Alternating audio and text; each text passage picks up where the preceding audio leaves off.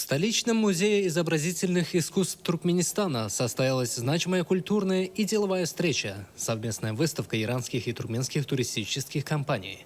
Мероприятие привлекло внимание широкого круга участников. На выставке присутствовали посол Ирана в Туркменистане, представители средств массовой информации, студенты и жители страны. Одним из ключевых моментов выставки стала церемония подписания соглашения о сотрудничестве между иранскими и туркменскими компаниями. Эти договоры открывают новые возможности для развития совместных проектов в туристической отрасли обеих стран. Культурная программа мероприятия включала выступления артистов, которые порадовали гостей творческими номерами, создавая атмосферу дружбы и единства.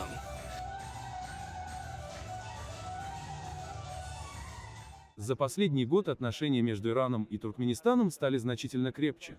Идут совместные работы не только в культурной и туристической отраслях, но и в топливно-энергетической сфере. Надеюсь, что подобные мероприятия будут проводиться чаще в будущем. Выставка стала важной площадкой для укрепления межкультурного диалога и развития деловых связей между соседними странами, что обещает дальнейшее расширение сотрудничества в различных областях.